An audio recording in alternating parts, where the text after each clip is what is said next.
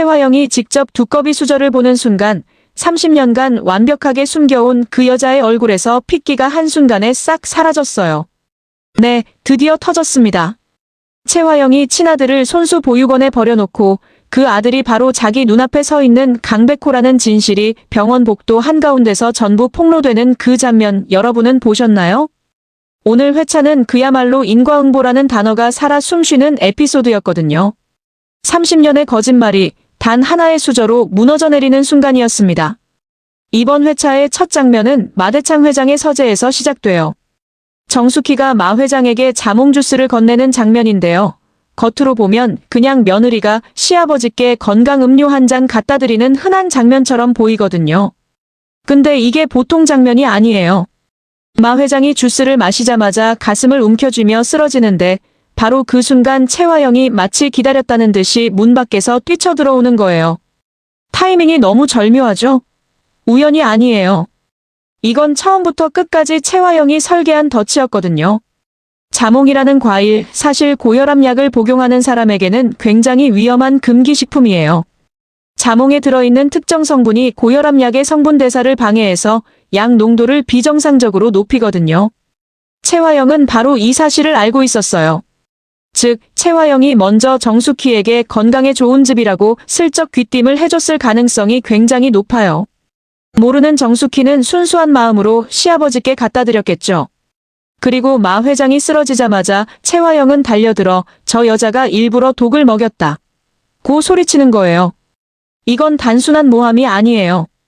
정숙희를 살인미수 혐의로 경찰에 넘기는 동시에 마 회장이 의식을 잃는 틈을 타 드림그룹의 지배권을 최화영 본인 손에 쥐려는 일석이조의 계획이었던 거죠.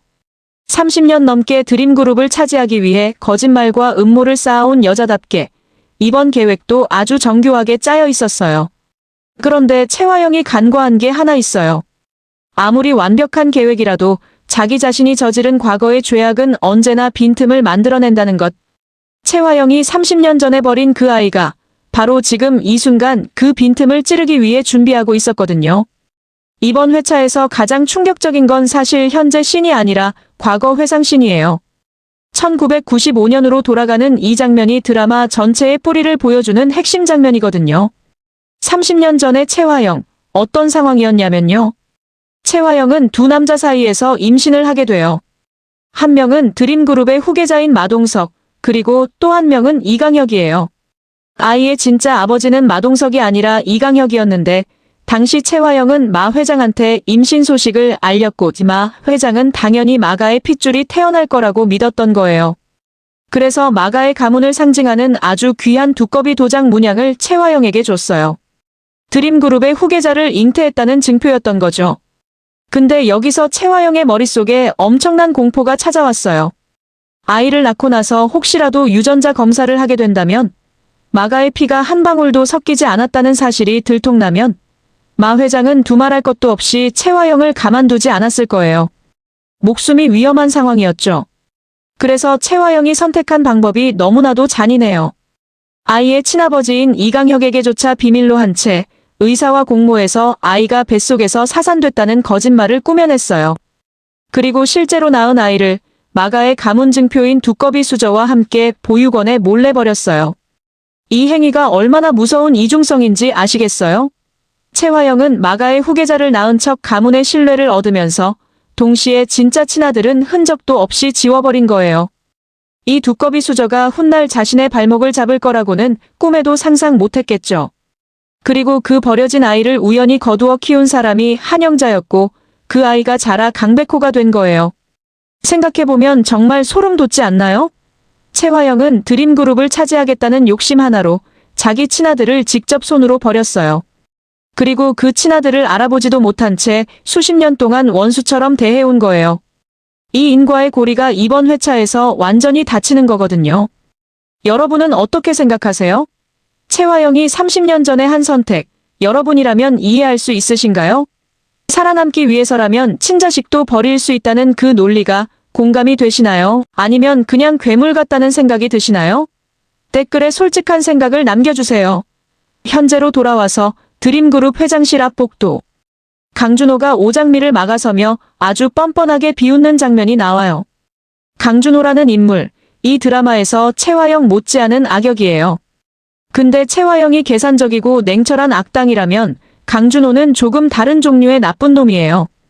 이 사람은 오히려 어설프게 잔인한, 어떻게 보면 더 위험한 캐릭터예요. 강준호가 오장미한테 하는 말의 뉘앙스가 정말 역겨운 수준이에요. 대략 이런 분위기였거든요. 넌 이미 이 세상에 없는 사람이야. 그냥 인정하고 유령처럼 살아. 사랑하는 사람한테 죽은 사람 취급하면서 비웃는 거잖아요. 그 잔인함이 오히려 최화영보다 더 노골적이에요. 그런데 바로 이 순간 강백호가 등장해요. 강백호가 준호의 멱살을 잡는 이 장면, 그냥 물리적인 충돌이 아니에요. 이건 강백호가 오장미를 향해 나는 내 편이라는 걸 온몸으로 선언하는 장면이에요. 강백호가 강준호한테 쏟아내는 말의 핵심은 이거예요. 진실은 절대 묻히지 않는다. 너와 최화영이 저지른 일, 내가 반드시 밝혀내겠다. 이 말이 단순한 협박이 아닌 이유는 강백호는 이미 그 진실을 밝혀낼 무기를 손에 쥐고 있거든요. 바로 그 두꺼비 수저가. 강준호가 입양아 주제에라는 말로 강백호를 조롱하는 장면도 있는데 사실 이 대사는 굉장히 역설적이에요. 강준호는 자신이 최화영의 진짜 친아들이라고 믿으면서 강백호를 깔보는 건데 나중에 밝혀지는 진실을 알고 나면 이 장면이 얼마나 아이러니한지 새삼 느껴지거든요. 관계의 뒤집힘이 이미 이 씬에서 예고되고 있었던 거예요. 자, 이번 회차의 하이라이트 씬이에요. 마 회장이 실려간 대형 병원 중환자실 앞. 최화영은 경찰까지 부른 상태로 정숙희를 살인 미수범으로 몰아가고 있어요. 그리고 오장미, 강백호, 이강혁, 한영자까지 한자리에 다 모여 있어요. 이 구도 자체가 이미 최후의 심판 같은 느낌이에요. 최화영이 정숙희를 가리키며 경찰한테 체포를 요구하는 모습, 참 서늘하거든요. 이 여자는 자기가 설계한 덫에 떨어진 정숙희를 보면서 완전히 여유롭게 승리를 즐기고 있었어요. 자신이 완벽하게 이겼다고 생각했을 거예요. 오장미가 최화영한테 맞서는 장면, 이 드라마에서 오장미가 얼마나 성장했는지 보여주는 장면이에요. 오장미는 엄마를 모함하는 최화영의 연기가 그냥 연기라는 걸 처음부터 알고 있거든요. 두려움 없이 맞서는 오장미의 태도가 최화영의 여유를 조금씩 흔들어 놓기 시작해요. 그리고 강백호가 한영자에게 받은 두꺼비 문양 수저를 천천히 들어올리는 순간 이 드라마의 전체 분위기가 완전히 달라져요. 최화영의 얼굴에서 피가 쫙 빠지는 것, 보는 사람도 다 느낄 수 있거든요. 강백호가 최화영에게 하는 말의 뉘앙스는 이런 거예요. 이 수저 기억하시죠?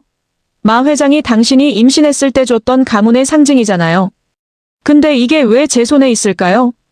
최화영이 어디서 훔친 거야? 라고 반박하려는 순간 강백호가 이어서 폭탄을 던져요. 이건 훔친 게 아니라 자기 친엄마가 자기를 보육원에 버릴 때 함께 넣어둔 유일한 흔적이라고. 이 순간이 정말 압도적인 이유는 강백호가 분노로 소리를 지르거나 눈물을 터뜨리는 게 아니에요. 굉장히 차갑고 담담하게, 그러나 한 단어 한 단어에 30년치 감정이 꾹꾹 눌려있는 느낌으로 이 말을 꺼내거든요. 30년 전 뱃속에서 죽었다며 거짓말하고 당신 손으로 직접 버린 친아들, 그게 나야. 주변에 있던 모든 사람이 경악하는데 그 중에서 가장 충격이 큰 사람이 이강혁이에요. 이강혁은 30년 전 최화영이 아이가 유산됐다며 울부짖었을 때 그게 사실인 줄 알고 평생 가슴에 품고 살아왔거든요. 그런데 그 아이가 죽지 않았고 지금 눈앞에 서 있다는 걸 알게 된 거예요. 이강혁의 절규, 단순히 배신당한 슬픔이 아니에요. 30년 동안 죽었다고 믿으며 그리워했던 아들이 살아있었다는 거잖아요. 이 감정이 얼마나 복잡한지 상상만 해도 가슴이 먹먹해지거든요. 최화영이 백호가 내 아들이라니 말도 안 돼. 라고 부정하는 장면에서 한영자가 해주는 말이 또 하나의 반전이에요. 한영자의 남편 강남봉은 사실 무정자증이었어요. 그러니까 한영자는 강백호가 누구 아이인지도 모른 채 그냥 불쌍해서 거두어 키운 거예요. 그리고 그 아이가 바로 최화영이 버린 핏줄이었던 거죠. 한영자가 하는 말의 분위기는 이래요. 이건 천벌이야, 최화영. 오장미가 이 상황에서 정리해주는 말이 또 강렬해요. 최화영이 드림그룹을 차지하려고 이용한 카드가 마서린이었는데 그 서린이가 사실은 정숙희의 친딸이었고 최화영이 진짜 친아들인 강백호를 30년 동안 원수로 키워왔다는 역설을 한 문장으로 정리하거든요. 이 관계의 뒤집힘이 너무 촘촘하게 얽혀 있어서 채화영이 저지른 악행 하나하나가 전부 자기 자신에게로 돌아오는 구조예요. 여기서 잠깐 아직 구독 안 하셨다면 지금 눌러주세요. 다음 회차 리뷰도 바로 받아보실 수 있어요. 마지막으로 정숙희가 립스틱 모양 USB를 경찰에게 건네는 장면. 이 장면이 채화영의 최후를 완성시키는 거예요. 마서린, 즉 서린이가 죽기 전에 남긴 이 USB 안에 채화영이 저지른 모든 악행과 불법 페이퍼 컴퍼니 자료가 들어있거든요. 서린이는 채화영이 마가의 친딸이 아니라는 걸 알아챈 순간 자신이 죽을 수도 있다는 걸 직감했던 거예요. 그래서 미리 증거를 남겨둔 거죠. 죽어서도 진실을 지키려 한 서린이의 마지막 선택이 채화영의 마지막 도망로를 막아버린 거예요. 수갑이 채워지는 순간 채화영의 광기 어린 절규, 그건 단순한 발악이 아니에요. 이 여자가 30년 동안 쌓아온 모든 것이 한순간에 무너지는 장면이거든요. 드림그룹도, 가족이라고 믿었던 관계도, 심지어 자기 아들이라고 붙들고 살아온 강준호마저도 채화영에게 남은 게 아무것도 없는 거예요. 채화영이라는 캐릭터, 그냥 나쁜 사람으로 치부하기엔 사실 굉장히 입체적이에요. 30년 전 채화영의 상황을 생각해보면 이 여자는 어떤 의미에서는 생존을 선택한 거거든요. 마대창 회장이라는 절대 권력자 앞에서 아이의 친아버지가 다른 남자라는 사실이 밝혀지면 어떻게 될지 채화영은 너무 잘 알았을 거예요. 그 공포 앞에서 채화영이 선택한 건 거짓말로 살아남는 것이었어요. 근데 그 선택 하나가 무한한 거짓말의 연쇄를 불러온 거죠. 문제는 채화영이 처음 그 선택을 한 이후로 진실로 돌아올 기회가 수없이 많았을 거라는 거예요. 하지만 한 번 시작된 거짓말은 계속 다른 거짓말을 불러야 유지되거든요. 채화영이 서린이를 죽음으로 몰아간 것도, 마 회장을 해치려 한 것도, 정숙희를 함정에 빠뜨린 것도 전부 그 첫 번째 거짓말을 지키기 위한 연쇄 반응이에요. 이번 회차에서 채화영이 수갑을 차고 무너지는 장면, 이건 단순한 악인의 몰락이 아니에요. 30년 동안 거짓 위에 거짓을 쌓으며 버텨온 한 사람이 더 이상 쌓을 거짓이 없어진 순간이에요. 그래서 그 절규가 그냥 발악처럼 보이면서도 왠지 모르게 허무한 느낌이 드는 거예요. 강백호라는 캐릭터의 가장 매력적인 부분은 이번 씬에서 나와요. 평생을 버려진 아이로 살아왔는데 그 친엄마가 자기 눈앞에 있다는 걸 알게 된 이 순간 강백호는 어떤 감정이었을까요? 울지 않았어요. 소리 지르지도 않았어요. 오히려 담담하게, 차갑게, 그러나 완벽하게 증거를 들이밀었어요. 이건 강백호가 감정이 없어서가 아니에요. 이 사람은 이미 오래전부터 이 순간을 준비해왔던 거예요. 분노가 냉정함으로 승화되는데 얼마나 오랜 시간이 걸렸는지 모르지만 강백호는 그 시간을 버텨낸 거거든요. 그 담담함이 오히려 채화영을 더 무너뜨리는 게 이 드라마의 재미있는 역설이에요. 소리로 맞서면 채화영도 소리로 받아칠 수 있거든요. 하지만 완벽한 증거와 냉정한 눈빛 앞에서는 채화영이 아무것도 할 수가 없었어요. 솔직히 이번 회차에서 가장 마음이 가는 인물은 이강혁이에요. 이강혁은 채화영의 거짓말에 속은 피해자예요. 자기 아이가 뱃속에서 사산됐다는 말을 믿고 30년 동안 그 슬픔을 안고 살아왔거든요. 그리고 지금 눈앞에 그 아이가 살아있다는 걸 알게 됐어요. 사산이 아니었어요. 멀쩡하게 태어났고 멀쩡하게 자랐어요. 단지 채화영이 버렸던 것뿐. 이강혁이 채화영한테 쏟아내는 말의 온도, 분노인데 동시에 절망이에요. 배신당한 분노와 30년간 슬퍼한 것이 전부 거짓이었다는 허무함이 뒤섞인 감정이거든요. 이강혁이 강백호를 바라보는 시선에 담긴 것들도 굉장히 복잡해요. 아들인 걸 알았지만 지금까지 아버지로 살아오지 못했다는 죄책감, 그리고 이제 어디서부터 어떻게 시작해야 할지 모르는 막막함. 여러분은 어떻게 생각하세요? 이강혁이 강백호에게 아버지라는 자리를 요구할 자격이 있을까요? 아니면 몰랐으니까 그냥 피해자인 걸까요? 이게 이 드라마가 다음 회차에서 건드려줘야 할 관계거든요. 이건 제 개인적인 예측인데요. 이번 회차에서 채화영이 체포됐고 마서린이 남긴 USB의 증거가 경찰에 넘어갔어요. 근데 여기서 끝이 아닐 거예요. 드라마가 아직 한참 남아있으니까요. 제가 예측하는 다음 회차 시나리오 2가지를 말씀드릴게요. 강준호라는 캐릭터, 이번 회차에서 완전히 구석에 몰린 것 같지만 실제로 강준호는 아직 손을 안 쓴 패가 있을 거예요. 이 사람은 최화영 밑에서 자라면서 온갖 비열한 방법을 다 배웠거든요. 최화영이 체포된 지금 강준호가 오히려 최화영을 이용해서 자기 이익을 챙기는 방향으로 움직일 수 있어요. 이번 회차에서 강준호가 넌 최화영을 잡고 싶으면 나를 통해야 해라는 뉘앙스를 슬쩍 흘렸거든요. 최화영의 비리를 덮어주는 대신 드림그룹의 지분을 요구하거나 오장미와의 관계에서 또 다른 협박을 시도할 가능성이 높아요. 강준호는 악당이긴 한데 최화영처럼 계획적이지 않기 때문에 오히려 더 충동적이고 예측 불가한 방식으로 날뛸 수 있거든요. 다음 회차에서 강준호가 새로운 변수가 될 가능성 꽤 높다고 봐요. 이건 제가 더 기대하는 시나리오예요. 진실이 밝혀진 지금 이강혁은 강백호에게 아버지로 인정받고 싶을 거예요. 근데 강백호 입장에서 생각해보면 이강혁이 뭘 해준 게 있냐고요. 몰랐다고는 하지만 30년 동안 없었던 아버지잖아요. 강백호가 이강혁을 바로 받아들일 가능성은 굉장히 낮아요. 이 감정 충돌, 아마 다음 회차에서 꽤 크게 건드릴 것 같아요. 이강혁이 강백호한테 다가가려 하고 강백호가 밀어내는 구도. 이 과정에서 오장미가 어떤 역할을 하는지가 포인트예요. 오장미는 강백호의 가장 가까운 사람이잖아요. 오장미가 이강혁과 강백호 사이를 이어주는 다리 역할을 할지 아니면 강백호가 오히려 오장미를 통해서 이강혁을 받아들이는 계기가 생길지.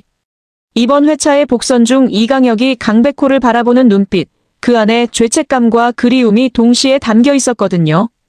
그냥 지나치기엔 너무 공들여 연출된 장면이라 다음 회차에서 반드시 이 감정을 다룰 거라고 봐요. 최화영이 수갑을 차고 병원 바닥에 주저앉아 절규하는 장면으로 이번 회차는 끝났지만 사실 이건 끝이 아니에요. 시작이에요. 이제 드림그룹의 진짜 주인이 누구인지, 강백호가 이강혁을 아버지로 받아들일 것인지, 그리고 강준호가 이 혼돈 속에서 무슨 짓을 벌일 것인지 한치도 예측이 안 되거든요. 그래서 여러분께 질문 하나 드리고 끝낼게요. 다음 화에서 강백호는 이강혁을 아버지로 받아들일까요? 아니면 끝내 등을 돌릴까요? 이 선택 하나에 강백호가 앞으로 드림그룹과 어떤 관계를 맺을지 오장미와의 미래까지 전부 걸려 있거든요. 30년의 진실이 밝혀진 지금 이 드라마는 이제부터가 진짜예요.